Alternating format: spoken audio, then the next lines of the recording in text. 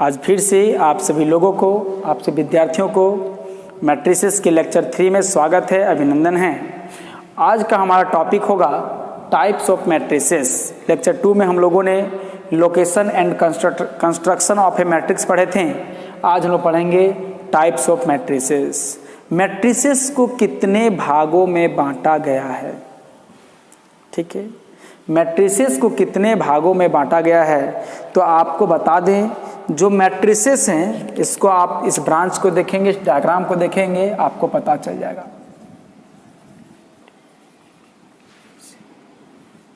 Matrices जो actually हैं उसको जो देखा जाए तो इसे 2 ही ब्रांच पे बांटे गए हैं। हाँ, पहला जो ब्रांच है वो हमारा है रेक्टेंगुलर मैट्रिक्स, रेक्टेंगुलर मैट्रिक्स। हाँ, और जो दूसरा जो है वो क्या है, स्क्वायर मैट्रिक्स है। स्क्वायर, इसको पहला कह रही है और इसको दूसरा कीजिए, स्क्वायर मैट्रिक्स। हाँ, कोई भी मैट्रिक्स होगा उसकी कैटेगरी या तो रेक्टेंगुलर मैट्रिक्स में होगा या तो स्क्वायर मैट्रिक्स में होगा। हाँ, मतलब वो आयताकार दिखेगा या तो फिर वर्गाकार दिखेगा। तो उसमें से हमारा जो है पहला, जरा ध्यान देंगे, इसमें से हम लोग को 1 2 3 चलेगा। इसमें से हम लोग को पहला मैट्रिक्स होगा हॉरिजॉन्टल मैट्रिक्स, हॉरिजॉन्टल मैट्रिक्स। हाँ, हॉरिजॉन्टल मैट्रिक्स को हम लोग पूरा नाम से बोलें तो हॉरिजॉन्टल रेक्टेंगुलर मैट्रिक्स कहा जा सकता है। हॉरिजॉन्टल रेक्टेंगुलर मैट्रिक्स कहा जा सकता है क्योंकि मैट्रिक्स का पार्ट है रेक्टेंगुलर, रेक्टेंगुलर का पार्ट है ये है, बुक में आपको डायरेक्टली दिया गया है। दूसरा आपका जो है वो है वर्टिकल, वर्टिकल मैट्रिक्स है। हाँ, और तीसरा जो हमारा है वो रो मैट्रिक्स है। हाँ, इसको हम लोग रो वेक्टर भी कहते हैं। हाँ, और जो चौथा हमारा है वो हम लोग का है कॉलम, कॉलम मैट्रिक्स है। इसको हम लोग कॉलम्स वेक्टर भी कहते हैं। हाँ, उसी प्रकार देखा जाए तो हम लोग का जो स्क्वायर मैट्रिक्स का टाइप है उसमें से इसकी भी कुछ कैटेगरीज हैं, इसकी भी कुछ कैटेगरी हैं। तो इसमें से जो हमारा पहला कैटेगरी है वो हमारा है सिंगलटन, सिंगलटन मैट्रिक्स। हाँ, जो दूसरा हमारा है वो है डायगोनल मैट्रिक्स, डायगोनल मैट्रिक्स। हाँ, और तीसरा जो हमारा है वो है स्केलर, स्केलर मैट्रिक्स। हाँ, और चौथा जो हमारा है वो है यूनिट मैट्रिक्स। हाँ, इसको हम लोग बोलते हैं आइडेंटिटी मैट्रिक्स भी बोलते हैं, आइडेंटिटी मैट्रिक्स। हाँ, और जो हमारा पांचवा जो है वो हमारा है ट्रायंगुलर मैट्रिक्स, ट्रायंगुलर मैट्रिक्स। हाँ, और ट्रायंगुलर मैट्रिक्स में जो है वो इसके भी 2 पार्ट हैं। पहला ए अपर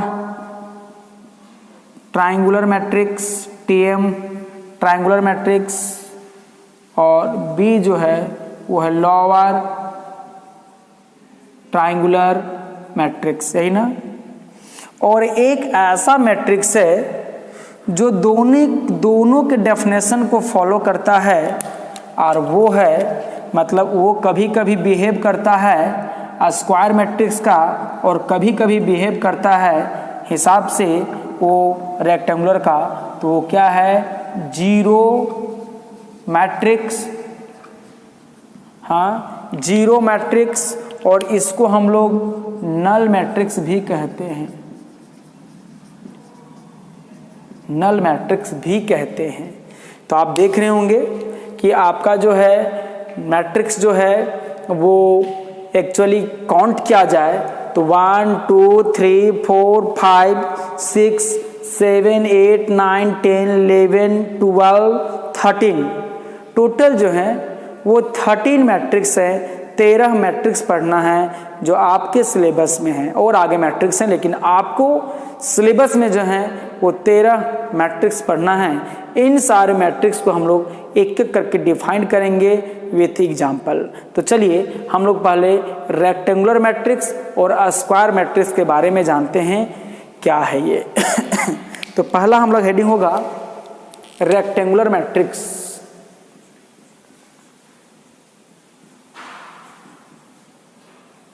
पहला जो है हम लोग का जो है वो rectangular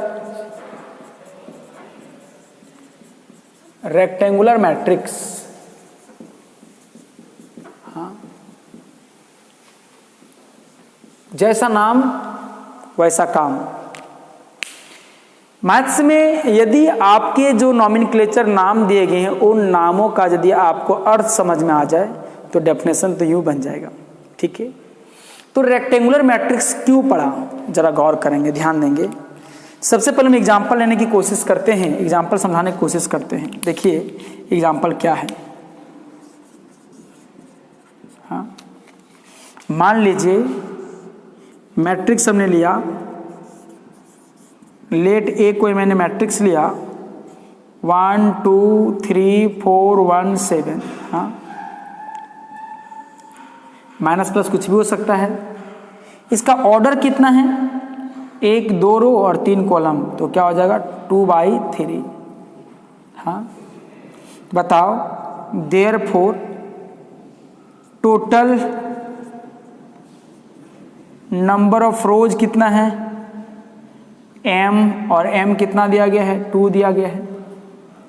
total number of columns कितना है? n = 3 दिया गया है। यहां आप देख रहे होंगे देयरफॉर क्या है? m ≠ n है। आप देख रहे होंगे बाबू कि m ≠ n है, m ≠ n है। ठीक, एक और हम मैट्रिक्स लेते हैं दूसरा, लेट मैट्रिक्स b = 1 0 3 -1 √2। इसका आप ऑर्डर देखेंगे जरा, क्या है? 1 2 3, कॉलम कितना है? 2, 3/2 मिला। तो बताइए देयरफॉर यहाँ पर m = कितना है बताइए? रोल टोटल नंबर ऑफ रो कितना है? 3, और n = कितना है बताइए? 2 है। आप यहाँ भी देख रहे होंगे कि m जो है n के बराबर नहीं है। सोचिए जब m और n के बराबर नहीं है तो या तो इस प्रकार से दिखेगा, हाँ मैट्रिक्स, या तो फिर इस प्रकार से दिखेगा। दिखेगा नहीं दिखेगा? या तो इस प्रकार से दिखेगा या तो इस प्रकार से दिखेगा। इसका मतलब इसकी लंबाई कुछ और है, चौड़ाई कुछ और है, मतलब लंबाई और चौड़ाई बराबर नहीं है, तब जाके ये शेप कैसा दिख रहा है? रेक्टेंगल के जैसा दिख रहा है। ये जो है इसका लेंथ कुछ और है, ब्रेथ कुछ और है, अलग अलग है, इक्वल नहीं है, तब जाके ये क्या दिख रहा है? रेक्टेंगल के जैसा दिख रहा है। मान लें यदि इस प्रकार से रहे, m और n बराबर हो, m बराबर n हो, तो आपका मैट्रिक्स कैसे दिखेगा? दिखेगा इस प्रकार से। हाँ, और इसको जब मिला देंगे तो आपको किस प्रकार से दिखेगा, एक रेक्टेंगल के जैसा दिखे, सॉरी स्क्वायर के जैसा दिखेगा शेप। लेकिन आप यहाँ बनाइएगा तो आपको जो शेप दिखेगा वो स्क्वायर के जैसा नहीं दिखेगा, आपका जो है वो रेक्टेंगल के जैसा दिखेगा, आयत के जैसा दिखेगा। इसका मतलब कोई भी मैट्रिक्स होगा उसको आयताकार दिखने के लिए m टोटल नंबर ऑफ रो और टोटल नंबर ऑफ कॉलम बराबर नहीं होना पड़ेगा। ऐसी स्थिति में इसका मतलब लेंथ कुछ और हो जाएगा, ब्रेथ कुछ और हो जाएगा। तो हम लोग कहेंगे कि उस प्रकार से हम लोग कहेंगे कि जब total number of row m और टोटल नंबर ऑफ n जब आपस में इक्वल ना हो तो वो जो मैट्रिक्स होता है उस मैट्रिक्स को हम लोग क्या कहते हैं, रेक्टेंगुलर मैट्रिक्स कहते हैं। और क्यों कहते हैं आपको पता चल गया होगा। लेकिन जब टोटल नंबर ऑफ रो और टोटल नंबर ऑफ कॉलम हमारा जब इक्वल होगा तो हम लोग क्या बोलेंगे, वो स्क्वायर के जैसा मिलेगा और उसको हम लोग क्या बोलेंगे कि वो स्क्वायर मैट्रिक्स हो जाएगा। इसका मतलब जब जब m और n बराबर नहीं रहा है, जब जब m बराबर n नहीं होगा, जब जब m not equal to n होगा, वो मैट्रिक्स का कैटेगरी क्या होगा, रेक्टेंगुलर होगा। जब जब m और n इक्वल होगा तो मैट्रिक्स का कैटेगरी क्या होगा, स्क्वायर होगा। इसका मतलब इधर जितने भी मैट्रिक्स पढ़ेंगे उसमें किसी में जो हमारा होगा वो इक्वल नहीं होगा, उसमें किसी में रो और कॉलम इक्वल नहीं होगा। हम लोग कुछ केस आता है कि जैसे सिंगल्टन मैट्रिक्स होता है, हॉरिजॉन्टल मैट्रिक्स भी होता है, सिंगल्टन मैट्रिक्स जो होता है वो वर्टिकल मैट्रिक्स होता है, सिंगल्टन मैट्रिक्स जो होता है वो रो मैट्रिक्स भी होता है, सिंगल्टन मैट्रिक्स भी होता है वो कॉलम मैट्रिक्स भी होता है, ठीक ना। तो ये जो है एक्चुअली ये जो सिंगल्टन मैट्रिक्स और जो ये जीरो मैट्रिक्स है, ये जो दोनों मैट्रिक्स है ये दोनों का बिहेव करता है। लेकिन नॉर्मली जब रो और कॉलम की संख्याओं को देखा जाए तो वैसी स्थिति में वो स्क्वायर मैट्रिक्स के कैटेगरी में आता है, इसलिए इसको हमने स्क्वायर मैट्रिक्स के कैटेगरी में रखा है। तो चलिए हम लोग रेक्टेंगुलर मैट्रिक्स का डेफिनेशन लिखते हैं। वैसा मैट्रिक्स इसमें रो और कॉलम की संख्या बराबर ना हो, उस मैट्रिक्स को हम लोग क्या बोलते हैं, रेक्टेंगुलर मैट्रिक्स कहते हैं। ठीक है, कुछ कंस्ट्रक्शन के काम होने कारण साउंड में प्रॉब्लम हो सकता है, बाहर काम हो रहा है, आवाज़ हो रहा है, आप उसको मैनेज कीजिएगा। देखिए तो हम लोग कह सकते हैं बहादुर ए matrix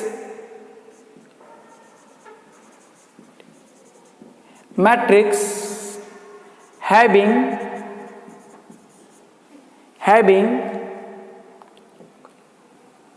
unequal numbers of rows and columns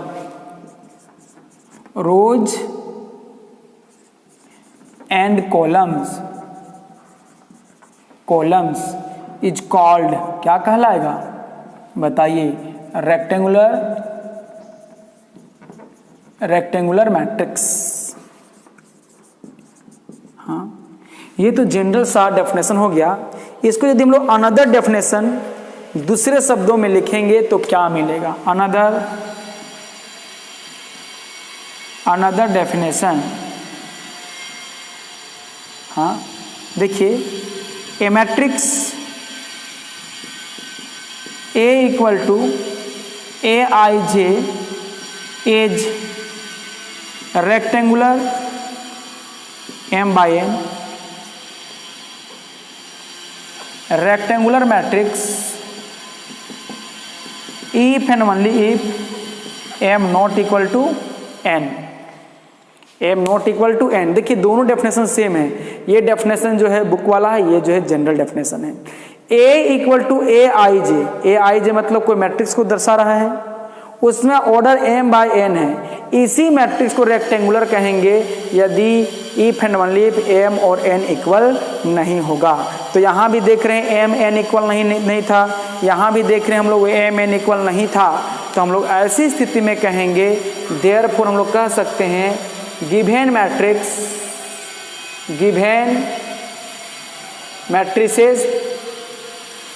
matrices A and B are rectangular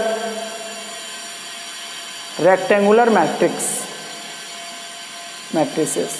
तो आप किसी मैट्रिक्स को देख के पहचान सकते हैं कि रेक्टेंगुलर है कि नहीं है।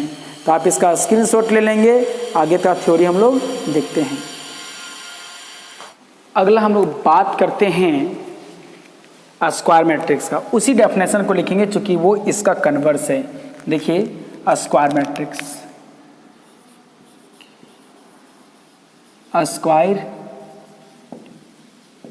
स्क्वायर मैट्रिक्स है ना। उसी डेफिनेशन को देखिए, a matrix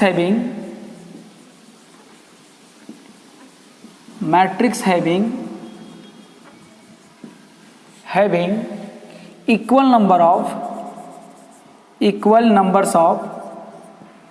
numbers of rows and unequal था तो रेक्टेंगुलर था, equal number of rows and columns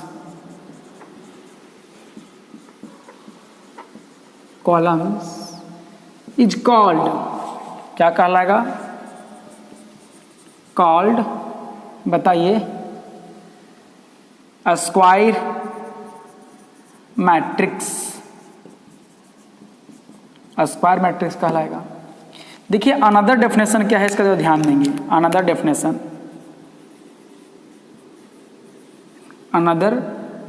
क्या है?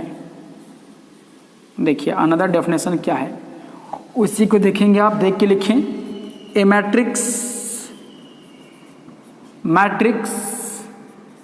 ए equal to aij m by n is square, is a square,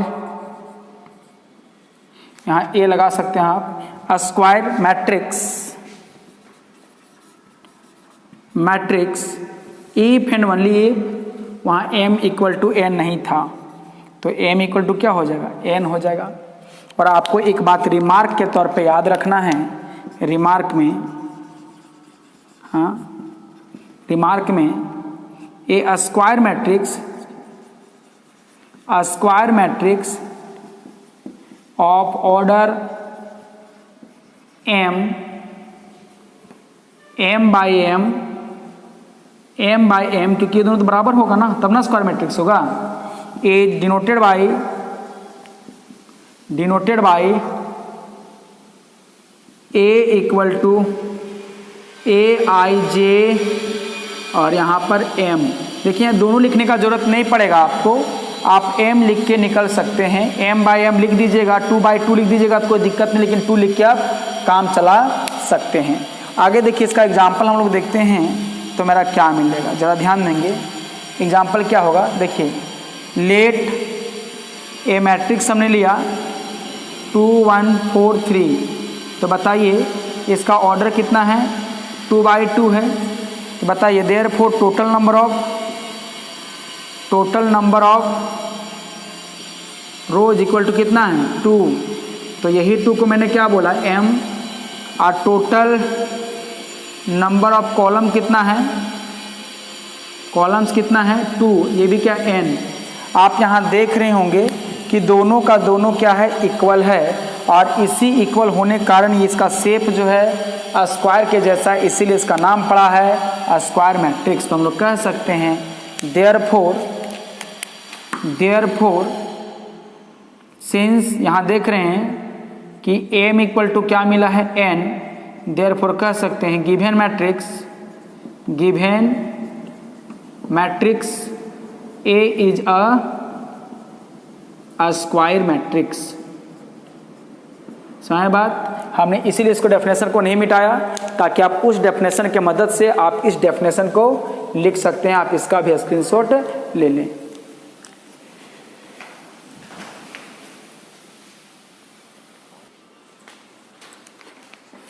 अगला हम लोग को इसके आगे बढ़ेंगे तो टाइप्स ऑफ रेक्टेंगुलर मैट्रिक्स में आता है, पहला आता है हॉरिजेंटल मैट्रिक्स।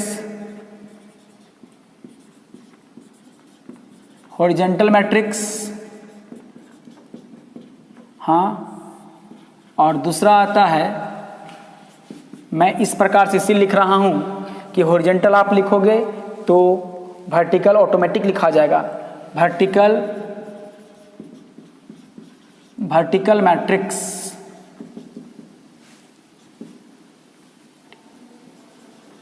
मैट्रिक्स, यही ना।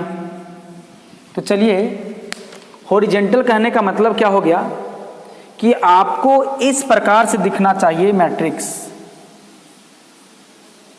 इस प्रकार से दिखना चाहिए, क्योंकि ये जो आप इसको बोर्ड माने, डंडा माने, तो ये पड़ा हुआ दिखना चाहिए। हाँ, और वर्टिकल कहने का मतलब आपको इस प्रकार से दिखना चाहिए,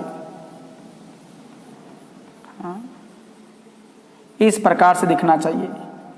तो आप ही सोचिए, ये हमारा हॉरिजॉन्टल है, तो हॉरिजॉन्टल में आप देख रहे होंगे कि इस प्रकार से यदि रो लें तो रो की संख्या कम हो जाएगी और कॉलम की संख्या तो बहुत सारे हो जाएंगे, होंगे नहीं होंगे? तो यहाँ पर ये हो जाएगा कॉलम्स, तो ये रो हो जाएंगे, तो रोज हैं ये, हाँ, और ये कॉलम्स हैं। तो आप देख रहे होंगे कि व्यवस्था को इस प्रकार रखने के लिए कॉलम की संख्या को ज़्यादा करना पड़ रहा है। आप यहाँ देख रहे होंगे कि यहाँ पर यदि कॉलम डालें तो कॉलम ज़्यादा हो जाएगा रो ज़्यादा हो जाएगा कॉलम के हिसाब से। तो आप देख रहे होंगे कि यदि मुझे इस प्रकार से व्यवस्था चाहिए, हम इसको R1 बोले, R2 बोले, R3 बोले, यहाँ column 1, column 2, column 3, column 4, column 5, column 6, यहाँ पर देखिए ये R1 बोले, इसको हम R2 बोले, R3 बोले, R4 बोले, R5 बोले, R6 बोले, लेकिन कॉलम 1, कॉलम 2, कॉलम 3 ऐसे बोल सकते हैं। आप यहाँ देख रहे होंगे कि व्यवस्था को ऐसा बनाए रखने के लिए कॉलम की संख्या ज़्यादा चाहिए, तब वो हॉरिजॉन्टल के जैसा दिखेगा। ये शेप कैसा है? हॉरिजॉन्टल शेप है, हॉरिजॉन्टल शेप है। और ये कैसा शेप है? वर्टिकल है, वर्टिकल शेप है, ठीक है। तो आप यहाँ देख रहे होंगे कि हॉरिजॉन्टल शेप और वर्टिकल शेप बनाए रखने के लिए हम लोग को कॉलम की संख्या ज़्यादा चाहिए, तब जो मैट्रिक्स बनेगा वो हमारा किस प्रकार से होगा? हॉरिजॉन्टल मैट्रिक्स होगा, लेकिन ये रेक्टेंगल के जैसा ही दिखेगा, ठीक है। तो हम लोग देखते हैं, पहले एग्जांपल लेते हैं तो क्या मिलेगा। तो डायरेक्टली डेफिनेशन भी लिख सकते हैं, a matrix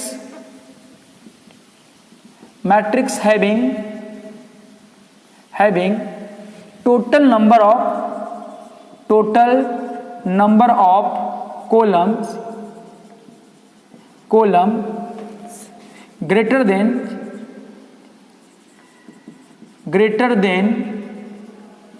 total numbers of rows is called कौन मैट्रिक्स होगा? हॉरिजॉन्टल मैट्रिक्स होगा। उस मैट्रिक्स का क्या नाम पड़ेगा? हॉरिजॉन्टल मैट्रिक्स पड़ेगा। अब इसका यदि हम लोग इस डायग्राम को मिटा देते हैं, जो कि आपको समझ में आ गया होगा। अब इसका हम लोग अनदर डेफिनेशन लिखें तो क्या मिलेगा, जरा गौर करेंगे। अनदर डेफिनेशन लिखें, वो मैथ्स वाला डेफिनेशन, ठीक है। ये तो जनरल डेफिनेशन हो गया। तो स्टार्ट कैसे करेंगे? ए मैट्रिक्स, देखिए matrix A equal to AIJ M/N, आप इसको लिखना ही लिखना आपको है, हाँ। इज कॉल्ड क्या बोलेंगे? हॉरिजॉन्टल मैट्रिक्स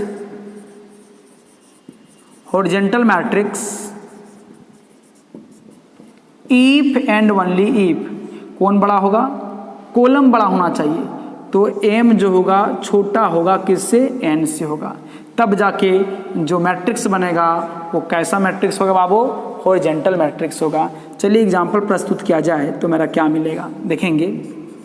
लेट ए मैट्रिक्स हमने लिया 1 3 4 1 0 2, हाँ। तो बताइए इसका ऑर्डर क्या हो जाएगा? 2/3 हो जाएगा। आप ये देख रहे होंगे शेप कैसा लग रहा है, ऐसे पड़ा हुआ है। तो ये हॉरिजेंटल के जैसा दिख रहा है, इस नाम पड़ा इसका हॉरिजेंटल मैट्रिक्स। ऐसा क्यों? टोटल नंबर ऑफ, देखिए टोटल नंबर ऑफ रोज देखिए इक्वल टू कितना है 2, ये m है। टोटल नंबर ऑफ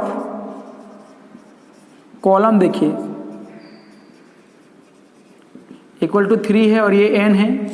आप यहाँ देख रहे होंगे देयरफॉर m जो है 2 जो है वो छोटा है, किससे छोटा है बताइए? 3 से। हाँ, इसका मतलब 2 कौन है? m है और 3 कौन है? n है। तो देखेंगे यहाँ पर m क्या मिला है? लेस देन n मिला है, या तो दूसरा उल्टा कह सकते हैं इसको कि n is greater than m। n ना बोल के total number of rose is greater than total number of columns, ठीक ना? तो देयरफॉर कह सकते हैं, देयरफॉर इसी कंडीशन के कारण, इसी शर्त के कारण देयरफॉर गिवन मैट्रिक्स, गिवन जो मैट्रिक्स है, मैट्रिक्स A जो है A is a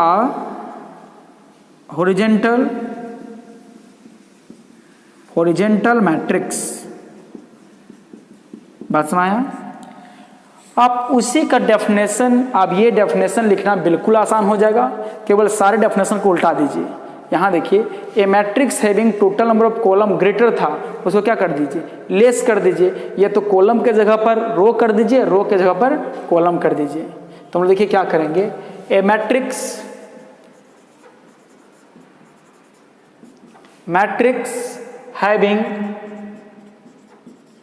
having total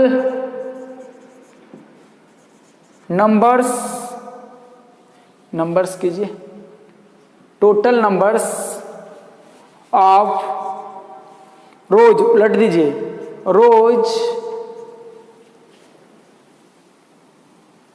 is लिखिए यहां पर, is greater than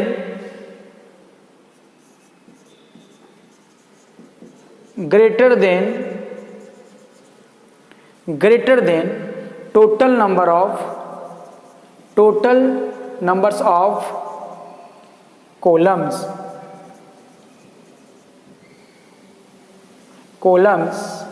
is called क्या बोलेंगे हम लोग? Vertical matrix. थोड़ा सा ग्रामर देखें तो यहाँ कॉलम्स है तो यहाँ आर होना चाहिए, है ना? ठीक है, मैथ्स ग्रामर चलता नहीं, लेकिन इतना भी नहीं चलाना है। देखिए इधर, तो अनदर डेफिनेशन क्या हो जाएगा? देखिए अनदर डेफिनेशन, अनदर जो डेफिनेशन हो जाएगा वो सिंपली क्या हो जाएगा, जो n की ओर मुंह खुला हुआ था, बड़ा था, अब यहाँ m बड़ा हो जाएगा, तो बोलेंगे ए मैट्रिक्स, देखिए a matrix A equal to Aij m by n is called vertical matrix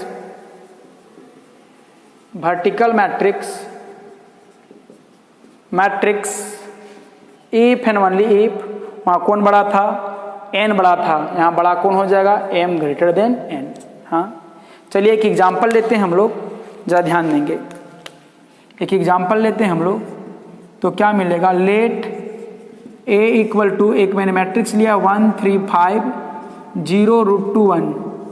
अब इसका ऑर्डर बताइए कितना है? 1 2 3 रो हैं, 3 कॉलम कितना है? 2, तो 3/2 हो गया। देयरफॉर m का वैल्यू कितना मिल गया? 3। m मतलब total number of columns, and n का वैल्यू कितना मिल गया? 2। इसका मतलब देखेंगे देयरफॉर m बड़ा कि n बड़ा? m बड़ा। हाँ, देयरफॉर कह सकते हैं इसी कंडीशन के कारण गिवन मैट्रिक्स A इज आ कौन मैट्रिक्स? Vertical matrix. बस आया? तो आई होप दैट कि आपको ये समझ में आया होगा हॉरिजॉन्टल मैट्रिक्स और वर्टिकल मैट्रिक्स। आगे हम लोग बात करेंगे इसका टाइप का रो मैट्रिक्स और कॉलम मैट्रिक्स, आप इसका स्क्रीनशॉट ले लें।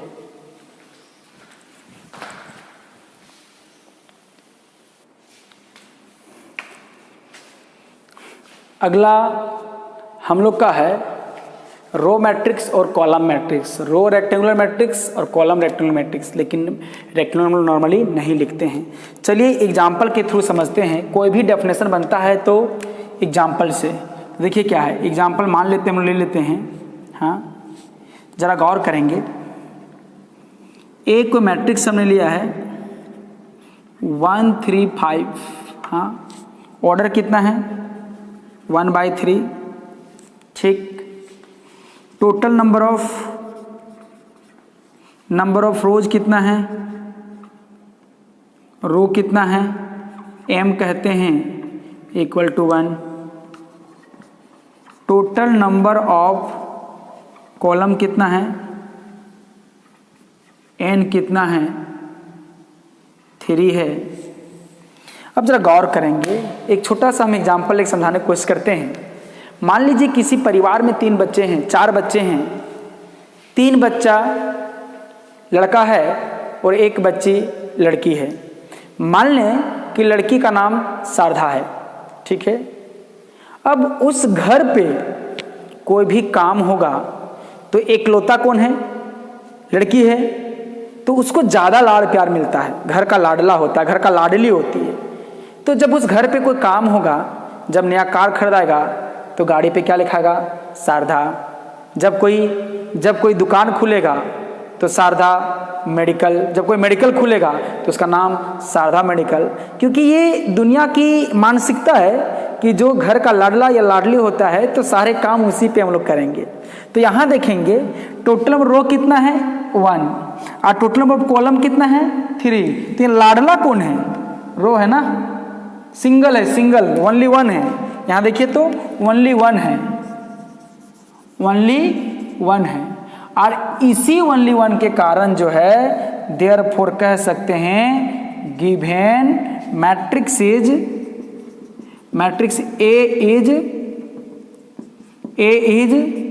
रो मैट्रिक्स। ये तो row vector. Is it clear? तो चलिए इसका भी एग्जाम्पल हम लेते हैं तो क्या मिलेगा देखेंगे। इसका एग्जाम्पल मैंने लिया है यहाँ पर a = मैंने लिया है 1 3 7 लिया है मैंने। तो बताइए इसका ऑर्डर कितना है, रो कितना, कॉलम कितना है 3 है, रो कितना है 1 है।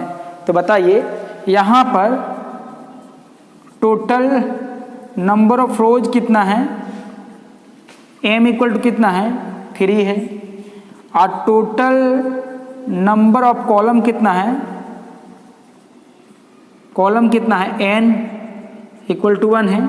अब देखा यहाँ पर लाडला कौन है, एकलौता कौन है, कॉलम है। तो इस दुकान का क्या नाम होगा, कॉलम मैट्रिक्स नाम होगा। जाहिर सी बात है, ये देखिए ये ओनली 1 है, ओनली 1 है। और इसी ओनली 1 के कारण therefore given matrix A is called column matrix और कॉलम वेक्टर। ठीक है, तो डेफिनेशन बन के तैयार हो गया। तो कहेंगे A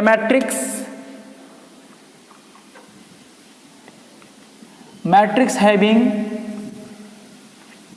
only 1 row is called row matrix. हाँ, इसका अनदर डेफिनेशन देखेंगे तो क्या होगा। अनदर डेफिनेशन देखते हैं तो वो मैथ्स वाला, ए मैट्रिक्स